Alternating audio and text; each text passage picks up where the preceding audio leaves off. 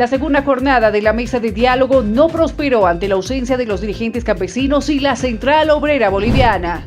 Central Obrera Boliviana condiciona el diálogo y pide garantías para sus dirigentes. Movimiento Cívico Nacional exige estado de excepción sectorizado y ley antibloqueos. Médicos marchan en La Paz y piden corredor humanitario ante posible colapso hospitalario por bloqueos. Productores lecheros anuncian marcha y denuncian paralización total por los bloqueos.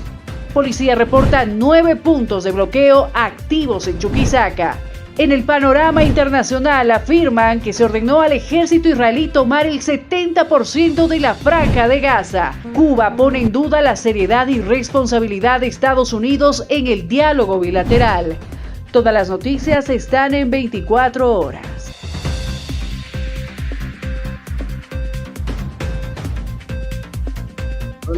Bien, en esta segunda jornada de diálogo conformada por la vicepresidencia, la Iglesia Católica, la Defensoría del Pueblo, la Asamblea Permanente de Derechos Humanos y el representante del presidente Rodrigo Paz, en este caso el ministro Lupo, que nuevamente ha asistido en representación del presidente. Bueno, lamentablemente los sectores que están en conflicto, llamemos la Central Obrera Boliviana, la Federación Tupac Katari, Bartolina Sisa, Magisterio y otros sectores que están hoy día movilizados, no han asistido porque el requisito que ellos exigen es que los mandamientos de aprehensión en contra de sus dirigentes queden sin efecto. El día de ayer se hicieron las gestiones mediante el ministro Lupo, quien hizo conocer al presidente la exigencia de estos sectores, pero la garantía que se les dio fue verbal, pero para los sectores movilizados no es suficiente una garantía verbal de que no se les va a prender. Ellos piden una garantía formal, piden que las órdenes de aprehensión queden sin efecto. En ese sentido, nosotros vamos a volver a convocar a otro diálogo. El ministro de la Presidencia se ha comprometido a hacer las gestiones.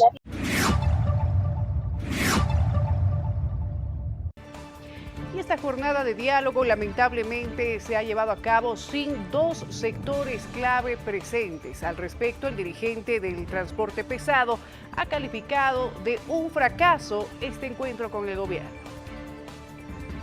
Los que estaban invitados no estaban presentes. No estaban. Entonces no ha habido ningún avance. ¿Un fracaso? Totalmente un fracaso para mí. Aquí solamente había derechos humanos peleándose entre ellos. Ahora han aparecido estos, ¿no? Ahora han aparecido. Buenas tardes. El primer día de bloqueo, la semana, ¿dónde estaban? Ahí deben estar. ¿Por qué no bajan a los Malcos? ¿Por qué no van a las provincias? Si se sienten capaces, incapaces, a la última hora vienen a sacarse fotitos, vienen a dar su conferencia de prensa, para eso sirven. La ayuda humanitaria, ¿han recaudado, han llevado? Yo les pregunto, ¿han llevado o no han llevado? Nosotros hemos pedido que se anule la aprehensión de Argollo, no lo quieren hacer. Entonces, ¿con quiénes van a dialogar? ¿Con quiénes van a arreglar esta situación? Se está pidiendo, por favor, Molestia. Bastante, da rabia. Mis compañeros están inhumanamente, no pueden llevar la ayuda, están sin bañarse ya un mes. Pero toda 27 la población días. está así, pues no solamente son sus compañeros, sino Todos, pero acá en La Paz tenemos agua. Si que nos bañamos, nos cambiamos la ropa, pero en la provincia donde están parados inhumanamente es muy diferente. En ese contexto, don Pedro, ¿qué le dice a ¿qué Pedro solución se va a Argollo? levantar entonces? Que se sienten, que den la solución. Pero no quieren ir. Y desde la Asamblea de Derechos Humanos advierten falta de avances en los acuerdos con el gobierno nacional. Lamentamos informar de que no ha habido voluntad política prácticamente por parte de nuestras autoridades del gobierno central. Ayer se ha quedado en una conclusión de que se iba a levantar todos los mandamientos de aprehensión, procesos y todo aquello. Y ustedes mismos han escuchado, ¿no?, al señor ministro Lupo de que sí él se estaba gestionando anoche tenían que haber hecho todas las gestiones y hoy día nosotros hemos venido a escuchar todos los avances que había realizado el señor ministro, ¿no? Pero lamentamos hoy día que lo mismo se ha quedado en que se va a gestionar. No sabemos prácticamente si va a gestionar o no, ya no hay credibilidad para nosotros. Y acerca del tema hay más repercusiones. Por ejemplo, la senadora de Libre, Tomás Ayarwi, pidió a todos los sectores movilizados tocarse el corazón y acudir a la mesa de diálogo con el fin de buscar la pacificación del país. Como que lo vean ellos, lo que necesitamos es sentarnos entre el gobierno y las organizaciones en conflicto, eso es lo más importante, se sienten ahí, seguramente como veedores van a estar los organismos internacionales, va a estar la Iglesia Católica, es muy importante, de verdad el país pasa por momentos muy complicados, entonces todos pongámonos la mano al corazón, que vengan a sentarse y que prospere el diálogo, vamos a seguir insistiendo en eso. Solo tocarles el corazón, que vengan y el gobierno atienda sus demandas también. Que se sientan de la población que está sufriendo, ¿no? Bueno, de ambos lados, por eso también se ha pedido una pausa humanitaria, porque son 28 días que la paz está acercado, pero por otra parte también hay que garantizar la presencia de los sectores movilizados para que se puedan sentarse en el diálogo, tanto los sectores movilizados como también el gobierno, y ahí punto de equilibrio juega un rol importante la Iglesia Católica y los organismos internacionales. Continúan los pedidos y demandas por parte de los sectores movilizados. Al respecto, la senadora de Súmate, Claudia Mayón, ha revelado que estos diferentes sectores sociales, sectores movilizados, han solicitado como requisito principal para su asistencia a esta mesa de diálogo dejar sin efecto la orden de aprehensión en contra del ejecutivo de la Central Obrera Boliviana, Mario Argollo. Lamentamos profundamente que todavía existan posiciones encontradas, ¿no? En esta reunión nuevamente se le reitera al gobierno, pero también al Ministerio Público, ¿no? Poder viabilizar, hacer las gestiones para dejar sin efecto la orden de aprehensión del principal dirigente de la Central Obrera Boliviana, Mario Argollo. Y también se ha solicitado una pausa humanitaria por el bien de los paseños, de los bolivianos. La población está esperando una respuesta y creemos que se deben de poner las actitudes. Se ha pedido también que se deje de lado los discursos de confrontación y que vayamos porque este diálogo tenga resultados. El país necesita definitivamente un respiro y creemos que eso también pasa por la voluntad también de las organizaciones sociales. Hoy nos han hecho conocer que se va a definir en un cabildo si es que se va a aceptar el diálogo, pero el condicionamiento es que se deje sin efecto la orden de aprehensión en contra de Mario Argollo. Por el momento hay una pausa en este diálogo, hay cuarto intermedio. Hay un cuarto intermedio, la voluntad está ahí, ha estado presente el ministro Lupo de parte del gobierno, la Iglesia, la Defensoría del Pueblo, el vicepresidente, y también convocamos a las presidencias de ambas cámaras, tanto de diputados como de senadores, si es necesaria la presencia también del Ministerio Público, del fiscal departamental.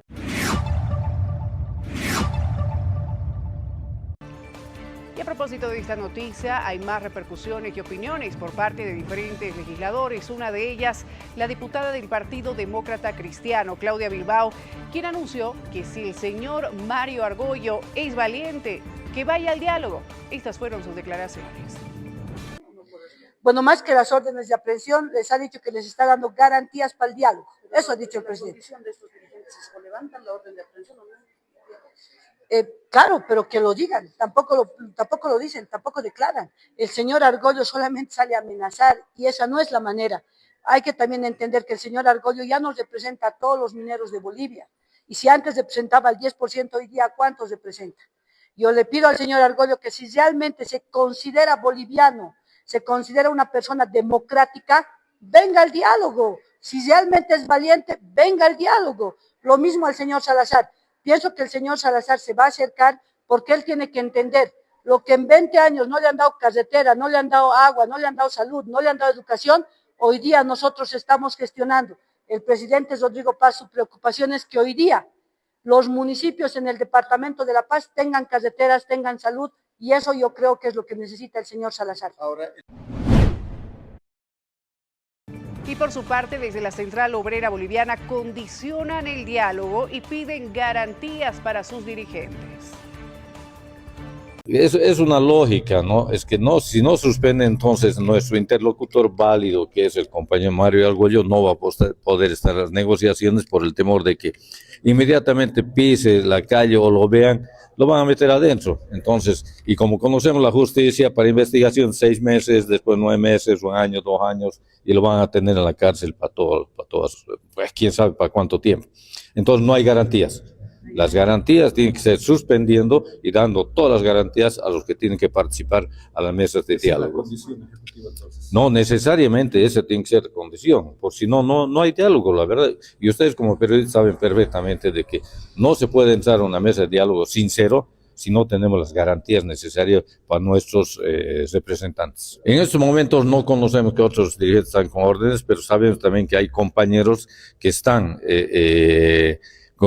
apresados, si lo podemos decir, en las cárceles por el tema de los disturbios. Habrá vándalos, eso no lo sacan obviamente, pero los dirigentes que han sido apresados solamente por ser dirigentes deberían dejarlos libres. Y también se ha pronunciado acerca del tema, es el ministro de la Presidencia, José Luis Lupo, quien afirmó que dieron la garantía de que si Argüello dialogaba, no se tomaría ningún tipo de acción en su contra. ¿Denuncia?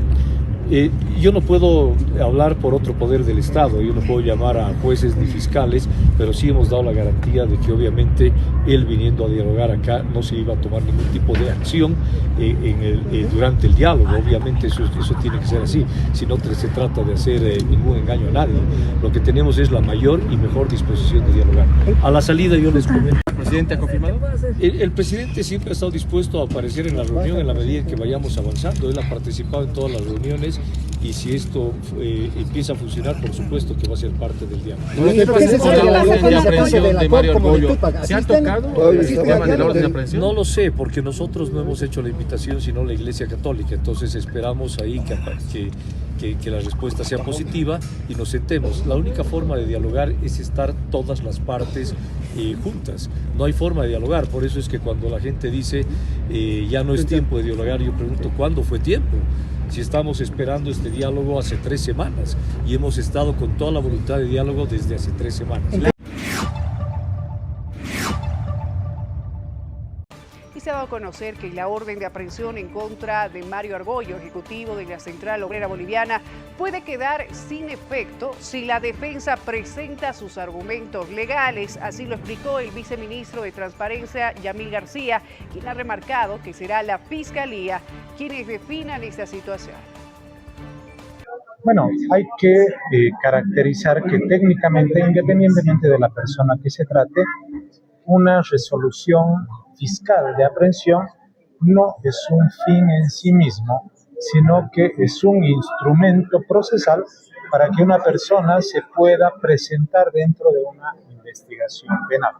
Por lo que ciertamente no es esta una resolución definitiva y seguramente puede estar sujeta a una serie de criterios que tendrían que ser analizados principalmente con el Ministerio Público, considerando que es la Fiscalía quien, de acuerdo a la Ley 1970, ejerce el rol de director funcional del proceso. Como gobierno, nosotros no consideramos que este tipo de resoluciones son un fin en sí mismo, sino un instrumento procesal que tendrá que ser evaluado de acuerdo a la coyuntura, de acuerdo a la necesidad procesal y también al contexto social y político. Por lo que dejaríamos esta definición en todo caso a cargo de la Comisión de Fiscales que está acá. Ahora esto depende también de lo que presente la defensa de los dirigentes o de la persona interesada en purgar una disposición de este tipo. Sí, ciertamente la defensa tiene una serie de mecanismos.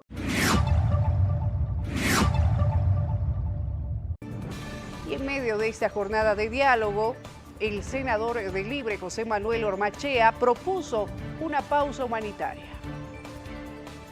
Iglesia Católica. La solicitud de la pausa humanitaria tiene que ver con un periodo de tiempo para que se puedan hacer las gestiones por parte del gobierno nacional para que se desista de la orden de aprehensión del señor Argollo. Eso tiene una ruta crítica que pasa porque el Ministerio de Gobierno desista de la denuncia, desista del proceso. Esa parte ya la tiene que ver el gobierno nacional. Nosotros estábamos mucho más enfocados en la pausa humanitaria.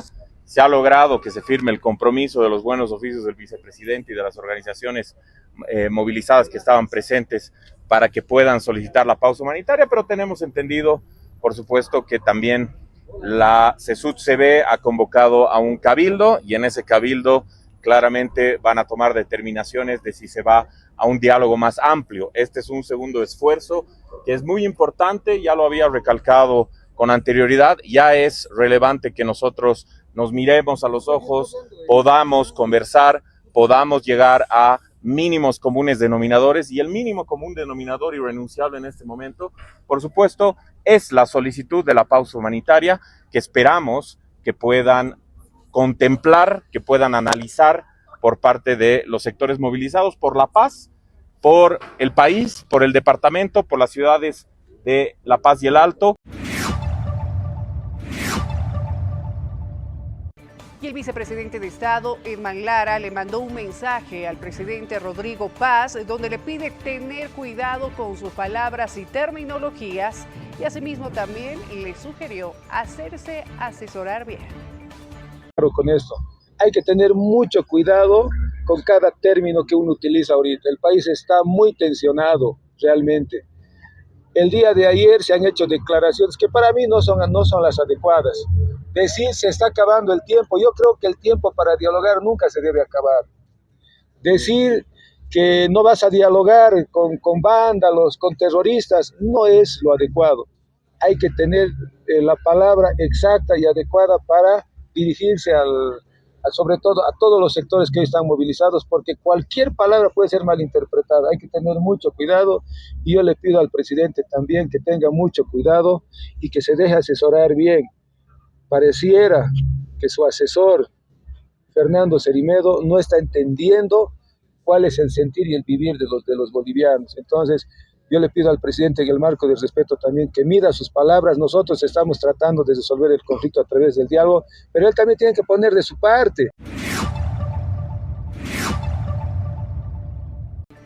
Nos vamos ahora hasta el departamento de Santa Cruz con la información donde también los cívicos de los 9 departamentos se han reunido para el diálogo y para hallar un punto de pacificación para el país ante los bloqueos que persisten.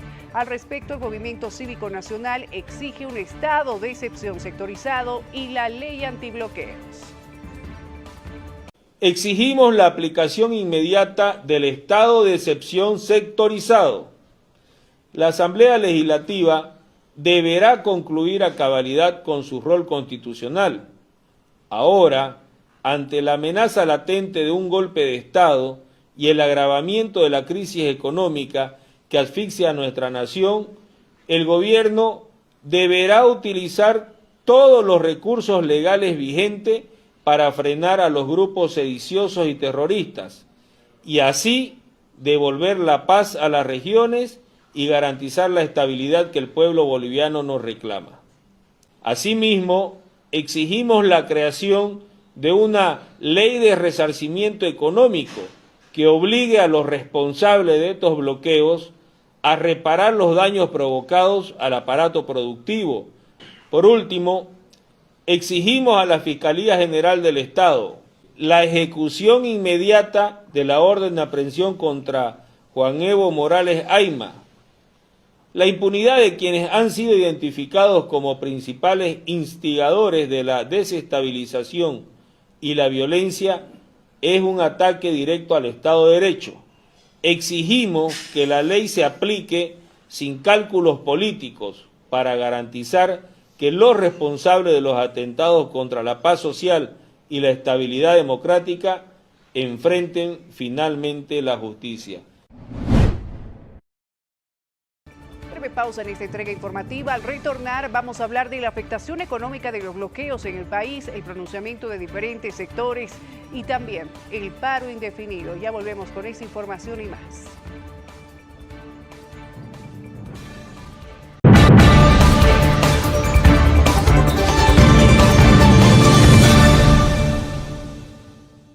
Seguimos con la información aquí en su noticiero 24 horas. Gracias por continuar con nosotros y vamos con información que les prometimos antes de la pausa.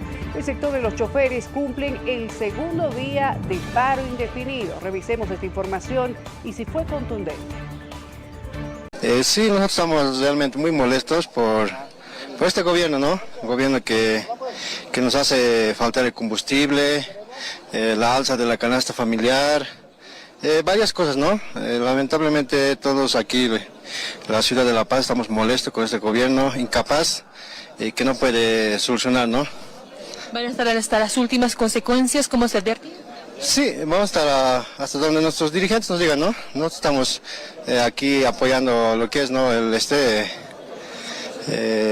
situación de Bolivia, ¿no? La crisis y casi todo lo que afecta, ¿no? Aquí a nuestro entorno. Al tema de los resarcimientos, lamentablemente casi no se ha resarcido nadie. Yo, por ejemplo, mi movilidad lo he destapado casi 3 veces, pero lo he presentado y no, hasta el momento nada, noticias nada. Entonces van a seguir con esta protesta hasta que el gobierno en sí dé una solución a estos problemas estructurales. Sí, hasta que dé una solución, porque en sí parece que se hace la burla aquí de toda la población. Y ante los bloqueos que persisten en el país, varios sectores están siendo económicamente duramente afectados. Álvaro Ayllón, quien es el presidente de Cadetran, afirmó que tienen como 7.000 camiones retenidos hasta la fecha en diferentes carreteras. Sí, a la fecha tenemos más de 7.000 camiones en las diferentes carreteras retenidos, secuestrados, lamentablemente sin solución. Hemos visto la manera de poder hacer llegar ayuda, medicamentos, lamentablemente no hay forma de hacerlo. Ayer hemos transmitido al presidente nuestra preocupación, nuestra molestia, hemos pedido que nos asistan con ayuda aérea incluso, porque evidentemente hay lugares que realmente ya no tienen nada que comprar, nada que comer, y bueno, solamente estamos esperando de que ya se puedan sentar en la mesa de diálogo, como ha dicho el presidente ya por última vez, para que se pueda solucionar este problema que el país está siendo acosado, prácticamente, especial el Departamento de La Paz. ¿Las pérdidas económicas son algo? ¿Cuántas gente? Son 150 millones de bolivianos que hemos cuantificado ya como pérdida como sector de transporte y unas multas de sobreestadías de alrededor de 60 millones de bolivianos. Realmente son más de 200 millones que estamos nosotros como sector sufriendo, ¿no? La pérdida económica. Estamos pidiendo también un tema de condonación de intereses, porque todo este mes de mayo prácticamente no hemos trabajado y es injusto que los transportistas tengamos que pagar intereses cuando no hemos podido trabajar. Realmente tienen que ponerse la mano al pecho todos los sectores y el presidente tiene que ordenar esta situación, porque no podemos pagar intereses, tenemos que pagar sueldos a los conductores, tenemos que pagar cuotas bancarias, tenemos que pagar impuestos, aportes a AFP, aportes a caja, y de dónde podemos sacar dinero si no hemos podido trabajar.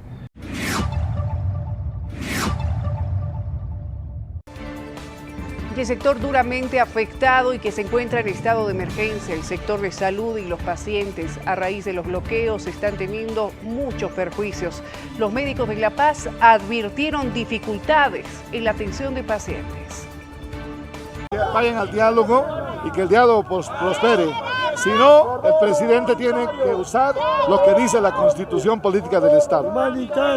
Si es que hay intransigencia en los bloqueadores, pues debe hacerse la excepción seguramente en el departamento, pero el presidente hoy día tiene todo el apoyo porque ya estamos cansados de que la situación esté así en el departamento. En el Hospital del Sur se acaba hoy día el oxígeno, el Hospital del Alto Sur no tiene oxígeno hasta hoy día, por lo tanto esto vamos a tener que prestarnos entre hospitales oxígeno. Las cisternas que han venido con oxígeno no pueden regresar a cargar porque no pueden salir del departamento, entonces esto ya está llegando a una crisis total, por eso es que estamos saliendo a las calles el día de hoy a manifestarnos. Estamos restringiendo alimentación, estamos viendo la comida que se da al enfermo, no se le está dando carnes, no se le está dando lo que es proteínas, por lo tanto, tiene que tener en cuenta los bloqueadores que hay derechos que se están vulnerando de los pacientes. Vamos con información de los datos estadísticos específicos acerca de las pérdidas económicas a raíz de los bloqueos en el país. Desde el IPSE reportan pérdidas que superan los $1.000 millones. No puede ser posible que en pleno siglo XXI estemos hablando de cercos a las ciudades, cuando incluso en situaciones de conflagración, de guerra internacional, se permite pasar las ambulancias a los enfermos, los insumos, el oxígeno, alimentos, etcétera, cosa que hoy día no está aconteciendo así. Y esto está provocando 3 grandes pérdidas en el país, una peor que otra. Desde el punto de vista económico, más de $1.000 millones es el impacto en contra de la economía, principalmente en el sector exportador, donde la Cámara Nacional de Exportadores de Bolivia reporta una pérdida mayor a los $700 millones. Está también la pérdida de imagen internacional. ¿Quién va a venir a invertir? ¿Quién va a venir a hacer negocios? ¿Quién va a venir a hacer turismo en Bolivia con semejante conflictividad? Y lo tercero, la pérdida irreparable de vidas humanas.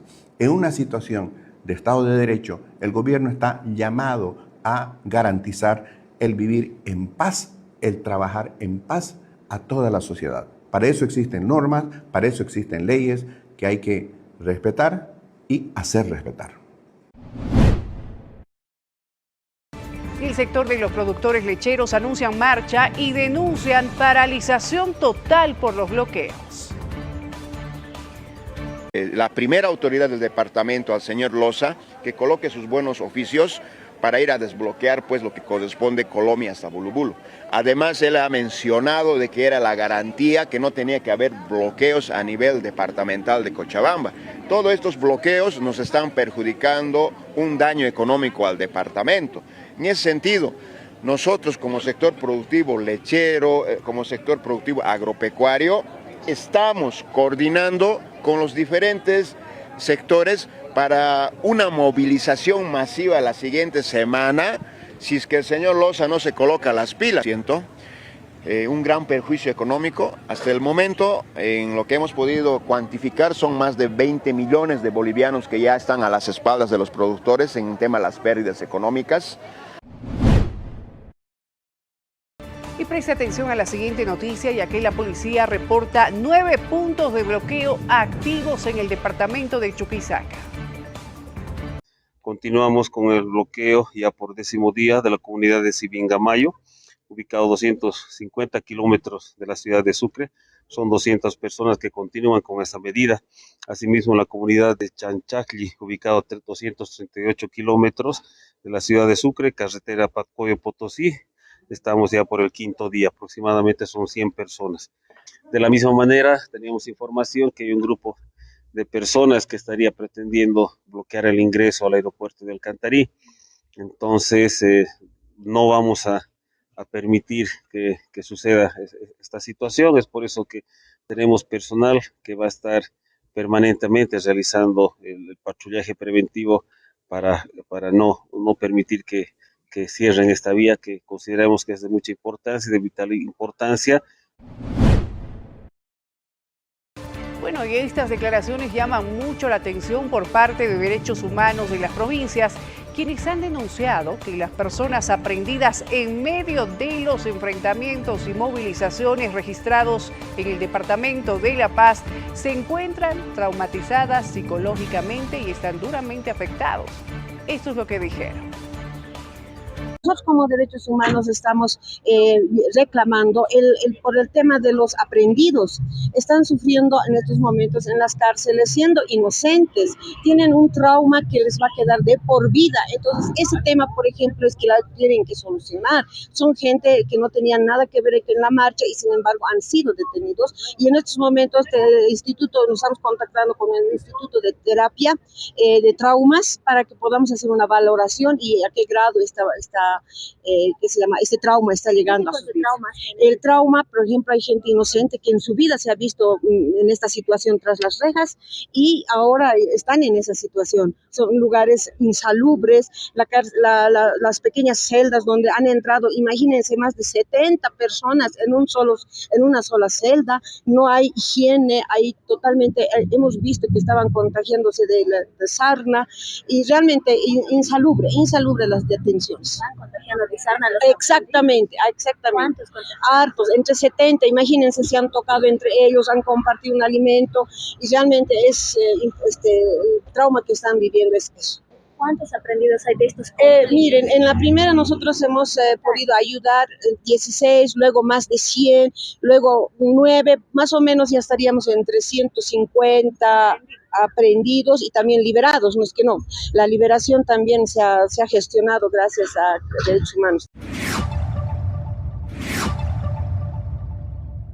En otra noticia, la senadora del Partido Demócrata Cristiano, Ana Crispín, afirmó que ahora se encuentra en su segundo día de hambre en protesta por las confrontaciones en el país. Que no se generen soluciones, la impotencia de seguir viendo confrontación, la impotencia de ver gente que ya no tiene que llevar a su casa, el comerciante que ya no puede vender, los productores que están varados en el camino, los que están protestando no son escuchados, la impotencia de no tener el sartén del mango para poder decirles voy a empezar a solucionar de esta manera.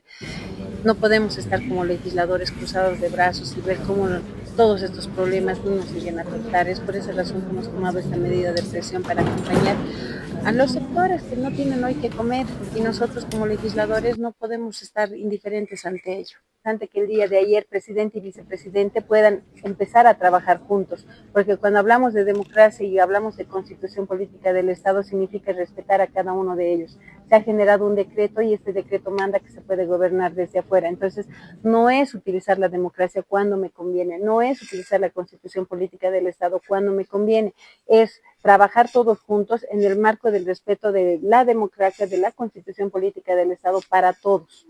Entonces, si el vicepresidente le han quitado sus tareas, hoy si queremos empezar a cambiar las cosas, tienen que empezar a trabajar juntos, como la población ha querido, porque la población ha votado, porque hemos ganado, y no podemos reprimir a los sectores con quienes hemos ganado. Ha ganado por la paz, ha ganado en la paz, y hoy reprimir a la paz significa pues un golpe duro para todos aquellos que han confiado en nosotros.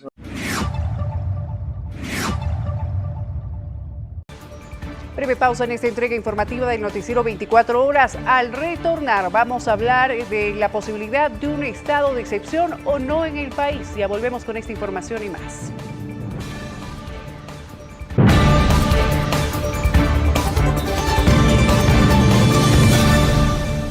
Seguimos con las noticias en Palenque TV. Gracias por continuar con nosotros. Seguimos con la información, ya que desde la Gobernación de Santa Cruz ven razonable un estado de excepción en el país y que la ley debe aplicarse si continúan los bloqueos. Medida razonable, son 28 días de bloqueo. Hay personas que ya han perdido la vida a raíz de ello. Existen millones de ciudadanos en el occidente del país que no pueden acceder a elementos básicos, que no pueden acceder a medicamentos de primera necesidad y existe riesgo de más pérdidas de vidas humanas a raíz de estos bloqueos que se han instalado, que en algunos casos aluden demandas legítimas, pero en otros casos y en la gran mayoría, por lo menos en lo que respecta a Cochabamba, a La Paz y al Alto, tienen claramente un trasfondo político. La pregunta que los bolivianos debemos hacer es, ¿realmente justifica el hecho de que por una persona en particular llamada Evo Morales se convulsione toda Bolivia? Esa es la pregunta. ¿Hasta cuándo vamos a tolerar esta situación? La policía y los militares pierden su razón de ser si no cumplen con su mandato constitucional, que es garantizar el restablecimiento del orden. El tema está en que la contraparte, quienes están bloqueando, se reúnan, se sienten, dialoguen, muestren buena fe, y si no hay buena fe, si no hay diálogo, si no hay predisposición de solucionar el problema, la ley debe aplicarse. Quien también ha emitido declaraciones en las últimas horas es el gobernador de Cochabamba, Leonardo Loza, quien ha brindado este jueves una conferencia de prensa donde se ha referido a la coyuntura nacional y ha reiterado su propuesta de 13 puntos para solucionar la crisis en el país. 13 puntos relacionados para resolver este conflicto en temas económicos, en temas de austeridad, en temas de producción, en temas de crédito, en temas minería, salud, inclusive temas internacionales. Hemos enviado y hoy volvemos a recalcar al gobierno central, en lugar de entorpecer los problemas de nuestro país, consideramos que las propuestas, que las razones y no las mentiras son la verdadera solución. Hoy vamos a volver a reafirmar ese compromiso al gobierno central, desde volver a recalcar esos 13 puntos como una alternativa de solución al gobierno nacional. Estamos una vez más firmando al gobierno central para que escuche al pueblo. Cambiamos de tema, ya que ahora la justicia acusa formalmente al ex ejecutivo de la Central Obrera Boliviana, Juan Carlos Huarachi, por legitimación de ganancias ilícitas. El fiscal del caso ha emitido una resolución de acusación formal en contra del señor Juan Carlos Huarachi por los delitos de enriquecimiento ilícito y otros delitos. El señor Huarachi deberá ahora enfrentar una fase de juicio oral en el cual se expone a recibir una pena privativa de libertad de 10 años, ¿no?, en un centro penitenciario. Y bueno, el Ministerio Público fundamentará su acusación. Seguramente también vamos a ser convocados, vamos a estar presentes para ratificar nuestra denuncia que hemos realizado en contra del señor Huarachi en la gestión 2025. Es cierto que una sala penal de la ciudad de La Paz ha dispuesto que él pueda retornar a cumplir la detención preventiva en Chonchocoro, ¿no? A tal efecto, el señor Huarachi, para no retornar, ha planteado una acción de libertad en el departamento de Oruro, donde se le ha concedido en parte la tutela de derechos. Sin embargo, esa sala ha manifestado que el mandamiento de detención preventiva contra el señor Huarachi quedaba incólume y debería ejecutarse. En ese contexto, si bien el señor Huarachi en este momento se encuentra en su domicilio, cumpliendo una detención domiciliaria, al no cumplir una disposición judicial, en mi criterio el señor Huarachi no solamente desobedece las decisiones judiciales, sino que se convierte en un prófugo de la justicia.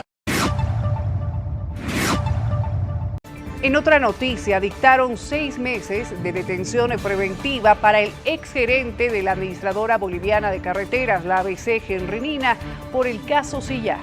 Evidentemente, informar esa situación, que el día de ayer se ha llevado a la audiencia de medidas cautelares del citado ciudadano Nina, que la autoridad jurisdiccional ha dispuesto a aplicar la medida cautelar de detención preventiva. Se ha dispuesto la medida cautelar de detención preventiva en el penal de San Pedro por el tiempo de 6 meses.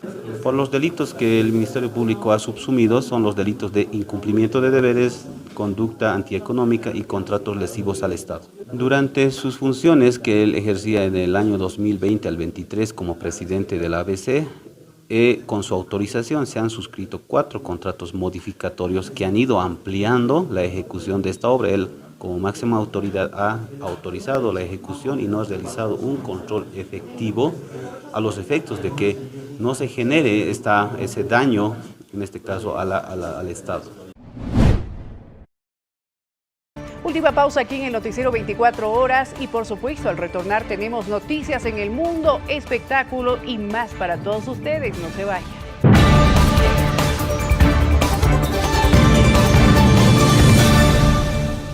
Seguimos con las noticias a través de Palenque TV y a continuación este es el espacio donde usted participa con nosotros. Quiero reportar nuestra línea de WhatsApp.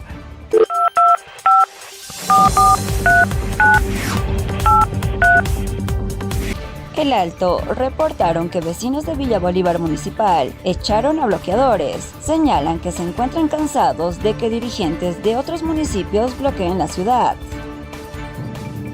Denuncian a bloqueadores responsables de arrancar los árboles de Quisguaras durante los bloqueos. Piden sanción por la vía penal.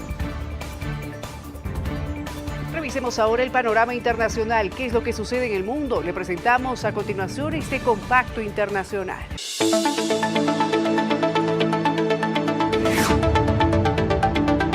El primer ministro de Israel, Benjamín Netanyahu, declaró el jueves que ordenó al ejército que tomara el control del 70% de la franja de Gaza. La decisión implica ignorar los términos del cese al fuego con el movimiento islamista Hamas, que rige desde octubre pasado.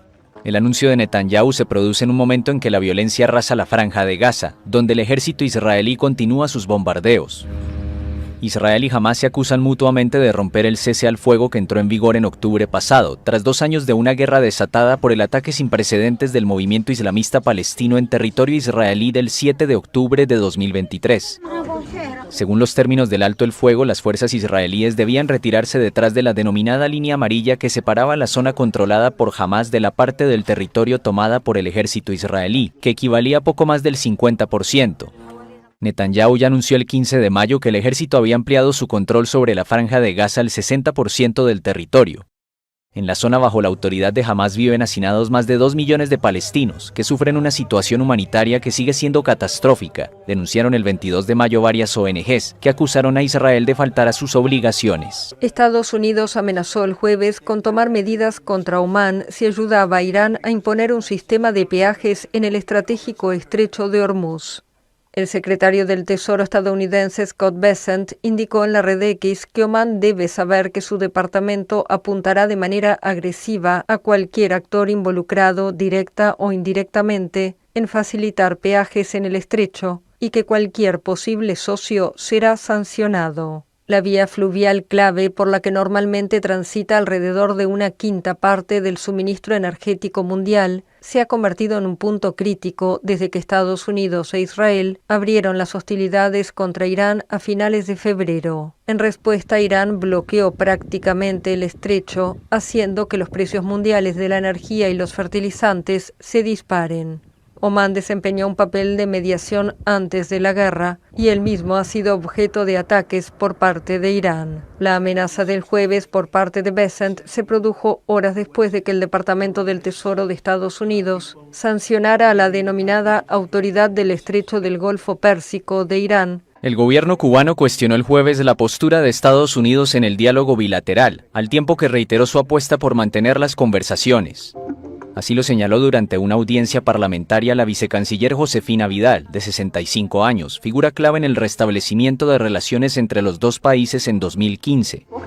Esperamos que prevalezca la vía del diálogo en este momento en que las acciones agresivas que el gobierno de los Estados Unidos emprende contra Cuba hacen dudar de la seriedad y responsabilidad con que asume este proceso. Las relaciones entre La Habana y Washington se han tensado desde enero, tras la imposición por parte de Estados Unidos de un bloqueo petrolero a la isla, también por nuevas sanciones contra entidades y dirigentes cubanos, y la imputación del expresidente Raúl Castro por el derribo en 1996 de 2 avionetas de una organización anticastrista con sede en Miami. El gobierno cubano sostiene que la imputación de Castro, de 94 años, es una acción política que busca justificar una agresión militar contra la isla. Pese a las tensiones, ambos gobiernos dicen mantener contactos diplomáticos, aunque manejan con discreción el desarrollo de las conversaciones. Cancilleres y ministros de seguridad de Argentina, Chile, Bolivia, Ecuador y Perú acordaron el jueves en Santiago crear un plan para frenar el avance del crimen organizado internacional, que incluirá medidas de control migratorio y financiero. Estos países se ven afectados por un aumento de la inseguridad y la llegada de bandas criminales como la venezolana Tren de Aragua. Grupos que quieren debilitar al Estado, que quieren interrumpir el orden democrático constitucional, financiados por recursos del crimen organizado, hoy en día están campeantes en algunos territorios. No nos vamos a dejar vencer, tenemos de nuestro lado la democracia, nuestra propia constitución, pero además el apoyo de todos los países que están acá hoy presentes. Los ministros decidieron crear un grupo de trabajo que defina medidas en seguridad, inteligencia financiera y tributaria, así como control migratorio y de fronteras. La agrupación se reunirá en 6 meses en Argentina. La iniciativa fue liderada por el presidente José Antonio Kast, quien ganó la presidencia chilena con la promesa de combatir la delincuencia. La tasa de homicidios de América Latina es de 18 por cada 100.000 habitantes, 3 veces la media mundial de 5,6, la mitad relacionados al crimen organizado, aseguró el fiscal nacional chileno Ángel Valencia en la actividad. Incendio en un internado de niñas en Kenia.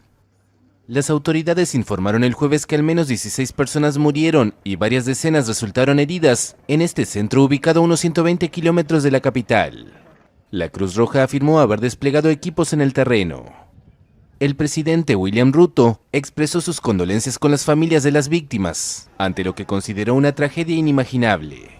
Según el ministro de Interior, la escuela está relacionada con el Servicio Nacional de Policía y la mayoría de las alumnas son hijas de agentes. En Kenia muchas alumnas son internadas en este tipo de colegios, donde se han producido varios incendios mortales en los últimos años.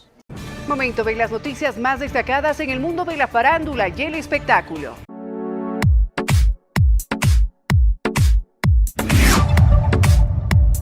La presencia de Neymar en el debut de Brasil en el Mundial 2026 corre peligro.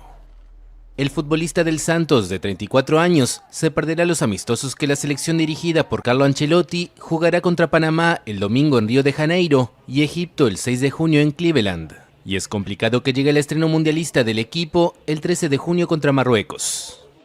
El médico de la Verde Amarela informó el jueves el diagnóstico y los plazos previstos para la recuperación.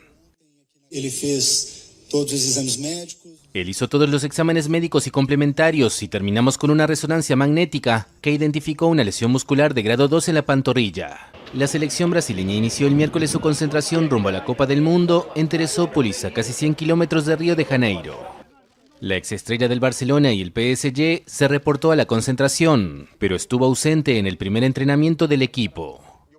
El máximo anotador histórico de la selección brasileña, que se alista para su cuarto mundial, ya había sido baja en los últimos partidos del Santos, cuyo entrenador dijo que había sufrido una lesión leve. Internet está perdiendo la cabeza. Esto después de que comenzaran a circular rumores de una posible nueva relación romántica en Hollywood. Sin embargo, los protagonistas de esta historia, vaya que nos han dejado con la boca abierta. ¿De quién se trata? Nada más y nada menos que de Bad Bunny y de Alexa Demie, mejor conocida por su personaje de Maddie en Euphoria. Y es que la combinación de estos dos parece demasiado perfecta para ser cierta. La reina misteriosa de Euphoria junto al hombre más deseado del reggaetón, obviamente iba a acaparar la atención del público. Todo empezó cuando en las redes empezaron a circular imágenes que mostraban a Bad Bunny saliendo de un restaurante, mientras que Alexa Demie aparentemente iba con él después de una cena secreta y completamente romántica. Frases como "esta pareja me está encantando" o "la química se ve brutal entre ellos" se alcanzan a leer. Y mientras que algunos fans felices incluso ya empezaban a planear la boda sin siquiera confirmar si la foto era real, bueno, aquí llegó el plot twist. Y es que, ¿qué crees? Estas imágenes son completamente falsas. Fueron realizadas con una mezcla de fotos viejas sacadas de diferentes eventos. Y sí, internet cayó completito. Pero lo más loco es que incluso después de descubrir que todo era mentira, la gente siguió obsesionada con la idea de verlos juntos. Muchísimos comentarios decían que aunque sea fake, se ven increíbles, y otros juraban que Hollywood necesita urgentemente verlos juntos en algún proyecto.